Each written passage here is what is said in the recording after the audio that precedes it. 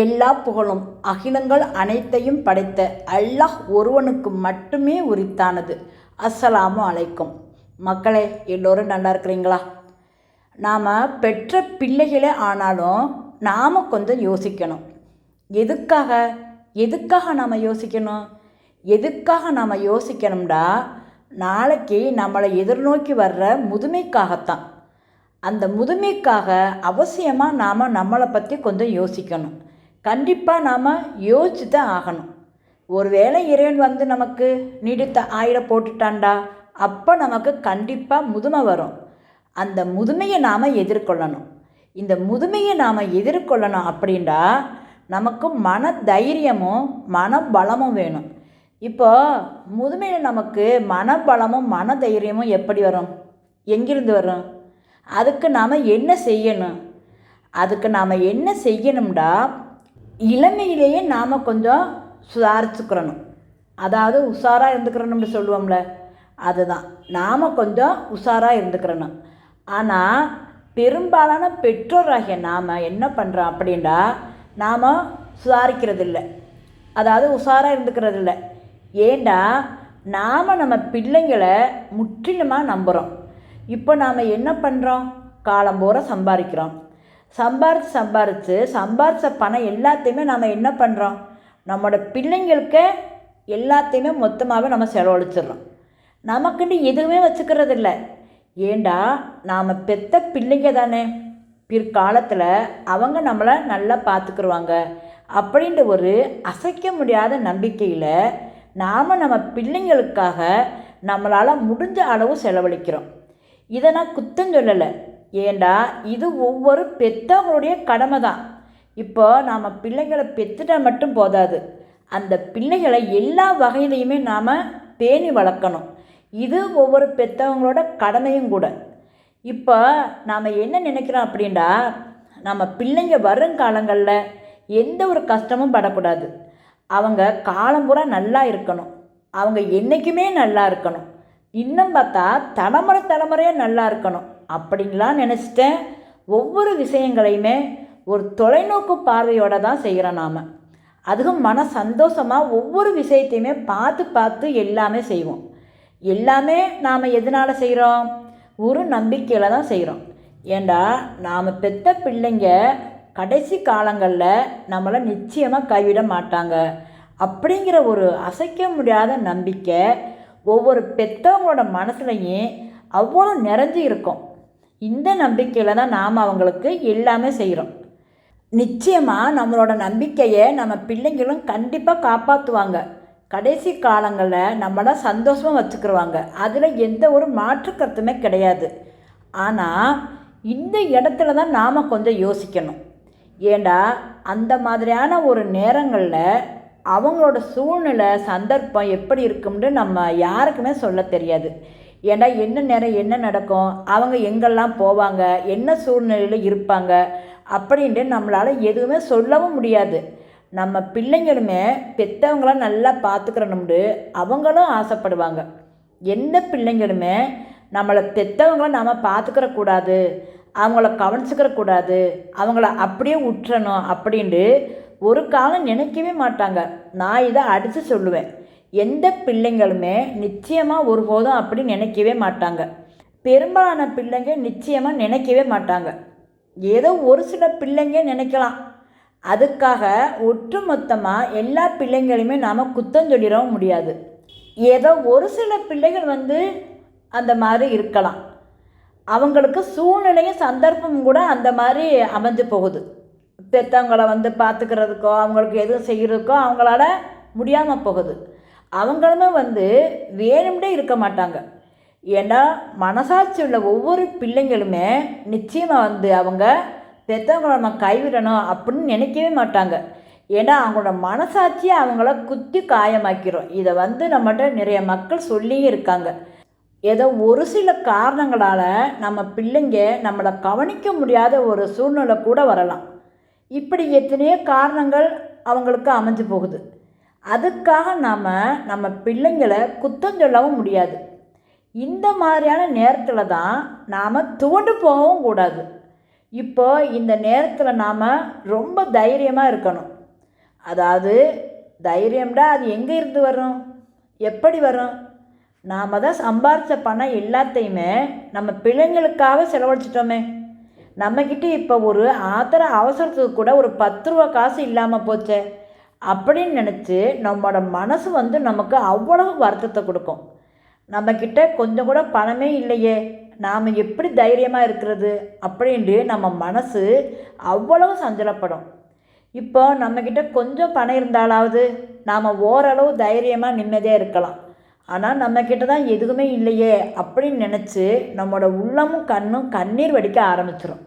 ஆனால் இந்த மாதிரியான நிலைமைலாம் முதுமையில் நமக்கு வேணாம் அப்படின்ட்டு நாம் நினச்சோம்டா நாம் முன்னமே உஷாராக இருந்துக்கிறணும். இந்த மாதிரியான நிலைமையெல்லாம் முதுமையில் நமக்கு கொஞ்சம் கூட வரக்கூடாது. இந்த மாதிரியான ஒரு நிலைமை வராமல் இருக்கிறதுக்கு நாம் என்ன பண்ணணும் அப்படின்ட்டு நாம் கொஞ்சம் யோசிக்கணும். இப்போ பார்த்தோம்னா பணம் தான் பிரச்சனையாக இருக்கும். முதல் பிரச்சனை என்ன? எல்லா மக்களுக்குமே பணம் மட்டும்தான் முதல் பிரச்சனையாக இருக்குது. மற்றதெல்லாம் பின்னாடி வருது. முதல் பிரச்சனை பணம். இந்த பணம் தான் எல்லா காரணங்களுக்குமே எவ்வளவோ பிரச்சனைகளுக்குமே மூலதனமாக இருக்குது. அதாவது இந்த பணம் உதவியாகவும் இருக்குது, பிரச்சனையாகவும் இருக்குது. நம்மளோட பலமே இந்த பணம் தான். இந்த பணம்னு ஒன்று இல்லாட்டா சுபஹானல்லாஹ் இந்த உலகமே இல்லை போல். இந்த உலகத்தை நாம் எட்டி பார்க்குறதுக்கு அந்த பணம் தான் தேவைப்படுது. இந்த உலகத்தை விட்டு நாம் போகையிலேயே நமக்கு பணம் தான் தேவைப்படுது. ஏண்டா பணங்கிறது மனிதனோட ரத்தத்துலையும் சதையிலையும் நரம்புலையும் எலும்புலையும் பின்னி பிணைஞ்சிருக்கு. ஏண்டா பணம் இல்லாமல் ஒரு மனிதன் இந்த உலகத்தில் வாழவே முடியாது. அவனுடைய சுவாசமே இந்த பணம் தான். அந்த பணத்தால் தான் அவனுடைய சுவாசமே ஓடிக்கிட்டு இருக்கு. நினச்சி பார்த்தாலே உண்மையிலேயே அவ்வளோ ஆச்சரியமாக இருக்குது. எந்த பக்கம் திரும்பினாலுமே பணம் பணம் பணம். யாரெல்லாம் இந்த பணம் மட்டும் இல்லாட்டா இந்த உலகமே சுத்தாதுன்னு நினைக்கிறேன். ஏண்டா அந்த அளவுக்கு பணம் மனிதனை ஆக்கிரமிச்சுக்கிட்டு இருக்குது. அதனால தான் நாம் இளமையிலேயே கொஞ்சம் உஷாராக இருக்கணும். எப்படி நாம் உஷாராக இருக்கிறது அப்படின்டா, என்றைக்கு நாம் உழைக்க ஆரம்பித்தோமோ அன்னையில் இருந்த சேமிக்கவும் ஆரம்பிச்சிடணும். அதாவது திருமணத்துக்கு முன்னமே இருந்தே சேமிக்க ஆரம்பிச்சிடணும். இந்த சேமிப்பு திருமணத்துக்கு அப்புறமா மனைவியோட குணநலன்களை பொறுத்து ஒரு நல்லதொரு மனைவியாக இருந்தால் இந்த சேமிப்பு பற்றி மனைவிக்கிட்ட சொல்லலாம். சொல்லிவிட்டு அவங்களையும் இந்த சேமிப்பில் நாம் இணைச்சிடணும். இது எப்போவுமே ரகசிய சேமிப்பாக இருக்கணும். கணவன் மனைவி 2 பேருக்கு மட்டுமே தெரிந்த ரகசியமாக இருக்கணும். நாளைக்கு நம்ம குழந்தைகளுக்கோ மற்றபடி யாருக்குமே இந்த சேமிப்பை பற்றி தெரியவே கூடாது. இது ரொம்ப ஒரு ரகசியமான சேமிப்பாக இருக்கணும். இப்போ உதாரணத்துக்கு இன்றைக்கி 10 ரூபா சம்பாதிக்கிறோமா, அந்த 10 ரூபாயுமே அன்னைக்கு செலவுக்கு தான் காணும் அப்படிங்கிற ஒரு நிலை இருந்தாலும் அதில் ஒரு 25 பைசாவாவது கண்டிப்பாக நாம் சேமிக்கணும். இன்னொரு விஷயம், இந்த சேமிப்பை நாம் சேமிச்சுக்கிட்டே இருக்கணுமே ஒழிய மற்றபடி எந்த ஒரு இக்கட்டான சூழ்நிலை வந்தாலும் நாம் அதை எடுக்க நினைக்கவே கூடாது. அதாவது நாம் மறந்துடணும். நமக்கு சேமிக்க மட்டும்தான் நினப்பு வரணும். அதை எடுக்க நாம் மறந்துடணும். அது முதுமையோட பணம். அதை ஒருபோதும் நாம் எடுத்து செலவழிக்க நினைக்கக்கூடாது. இந்த மாதிரி இப்போ சேமிப்பும் வளர்ந்துடும், நமக்கு முதுமையும் நெருங்கிடும். இப்போ நம்ம கடமையெல்லாம் நிறைவேற்றிட்டோம். நம்ம பிள்ளைங்களும் அவங்க நல்லபடியாக இருக்காங்க, அல்ஹம்துலில்லாஹ். நாமளும் எந்த ஒரு பிரச்சனையும் இல்லாமல் சந்தோஷமாக வாழலாம். இந்த மாதிரி ஒரு திட்டமிடுதலோடு நாம் வாழ ஆரம்பிச்சிட்டோம்னா நம்ம பிள்ளைங்களும் சந்தோஷமாக இருப்பாங்க. பெற்றவங்களும் முதுமையை சந்தோஷமாக மன நிம்மதியாக கடந்து போகலாம். நாம் யாருக்குமே பாரமாக இருக்க வேண்டிய தேவையும் இல்லை. இந்த மாதிரிலாம் திட்டமிடாமல் இருந்துட்டு எல்லாத்தையுமே பிள்ளைங்களுக்காக செலவழிச்சிட்டு அப்போ அதுக்கு ஏதோ ஒரு காரணத்தினால நமக்கு எதுவுமே செய்ய முடியாமல் போகும்போது ஊரும் உறவும் நம்ம பிள்ளைகளை கரைச்சி கொட்டும். இதை நினச்சி பார்க்கும்போதே ரொம்ப கசப்பாக இருக்குது. இப்போ நம்ம பிள்ளைங்க சிறு வயசாக இருக்கிறப்ப நம்ம பிள்ளைங்களை யாராச்சும் ஏதாவது சொன்னால் நமக்கு எப்படி கோபம் வரும். என் பிள்ளைய நீ எப்படி பேசலாம், நீ எப்படி ஏசலாம், நீ எப்படி திட்டலாம், அதட்டலாம் அப்படின்னு நம்ம பிள்ளைய ஏசினவனையும் பேசினவளையும் ஒரு வழி பண்ணிடுவோம். நீ வந்து திட்டவன் நான் பிள்ளை பற்றி வச்சுருக்கேன் அப்படின்னு சொல்லி சண்டை போட்டு சண்டை பிடின்னு பிடிச்சிருவோம்.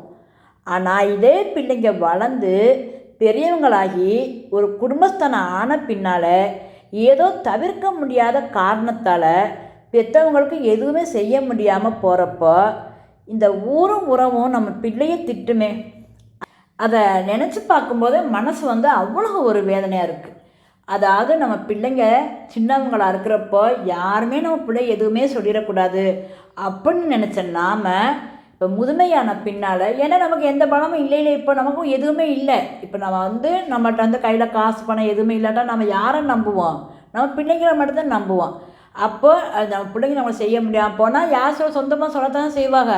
அது இப்போலாம் கஷ்டப்பட்டு வளர்த்தேன் உன் பிள்ளை இது மாதிரி கொடுக்காம நம்ம ரோட்டில் விட்டுருச்சுன்னா இது இயற்கை யாரும் சொல்லத்தான் செய்வாங்க. அப்போ நம்ம பிள்ளைங்களை வந்து வாய்க்கு அவங்கவுங்களுக்கு வாய்க்கேற்ற மாதிரி பேசுவாங்க. அப்போ அதை கேட்குற போது மனசுக்கு எவ்வளோ கஷ்டமாக இருக்கும். இன்னொன்று சொல்லுவாங்க தெரியுமா, இன்றைக்கி உனக்கு இந்த நிலமை அவனை 2 பேத்து தானே வச்சுருக்கான், அப்போ அவனுக்கு நாளைக்கு அந்த நிலமை தான். அதெல்லாம் வந்து நம்ம பிள்ளைங்கள் வந்து பிறர் வந்து எவ்வளோ இழிவாக எவ்வளோ தரக்குறவாக பேசுகிறாங்கன்னு யோசனை பண்ணி பாருங்கள். இந்த மாதிரிலாம் வந்து வராமல் நாம் வந்து நம்ம முதுமையை நல்லபடியாக கடந்து போகணும். நம்ம முதுமையில் யாருக்குமே நம்ம பாரமாக இருக்கக்கூடாது.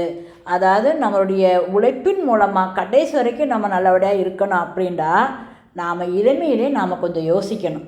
யோசித்து நம்ம நாளைக்கு வரப்போகிற முதுமைக்காக நம்ம அன்னைக்கு சேமிக்க ஆரம்பித்து பிற்காலங்களில் மக்கள் பிள்ளைங்களுக்கு அவங்க நல்லபடியாக இறைவனர்களால் செல்வந்தராகட்டும், அவங்களும் நல்லபடியாக தரட்டும். தந்தாலும் தராட்டாலும் நம்மகிட்ட இருக்க அந்த செல்வத்தை வச்சு நம்ம கடைசி காலங்களை சந்தோஷமாக கொண்டு போகலாம்.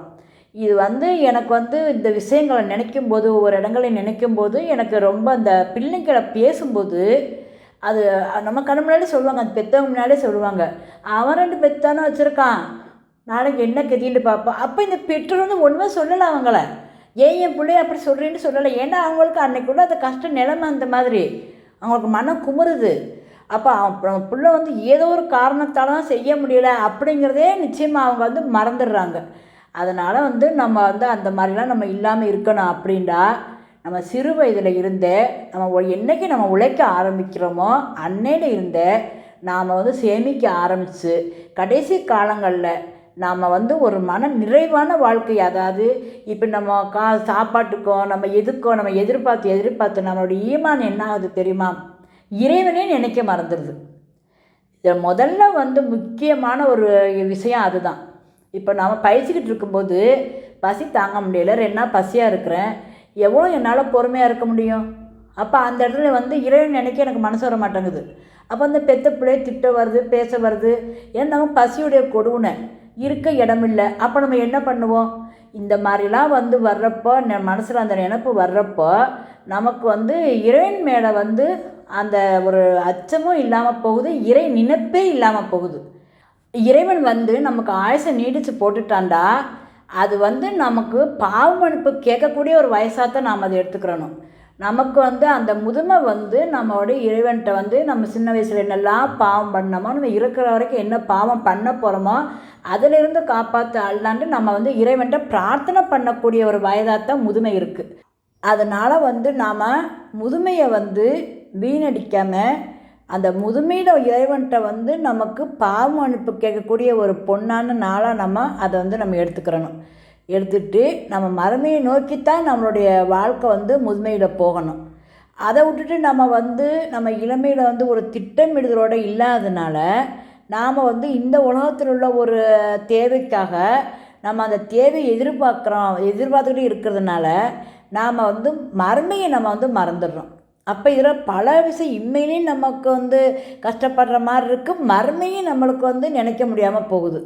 அதனால் நம்ம என்ன செய்யணும் அப்படின்னா, ஒரு திட்டமிடுதலோடு நம்ம வாழ ஆரம்பித்தோம் அப்படின்னா நிச்சயமாக வந்து இந்த முதுமையை நம்ம வந்து அழகான முறையில் வந்து நம்ம கடந்து போகலாம். நாம் பெற்ற பிள்ளைங்களை ஆனாலும் நாம் யோசித்து பிற்காலங்களில் என்ன நடக்கும், எப்படி இருக்கும் அப்படின்னு நம்ம யோசித்து நம்ம வந்து எந்த விதத்துலையுமே வந்து நம்ம முதுமையில் வந்து நம்ம தயங்கி மயங்கி நிற்கக்கூடாது அப்படிங்கிற ஒரு நினப்பு நம்ம மனசில் நம்ம வச்சு நம்ம இளமையிலேயே நம்ம உஷாராக இருந்துக்கிறணும். இன்னும் விரிவாக அனைத்தையும் அலசி ஆராய்வோம். இன்ஷா அல்லாஹ்.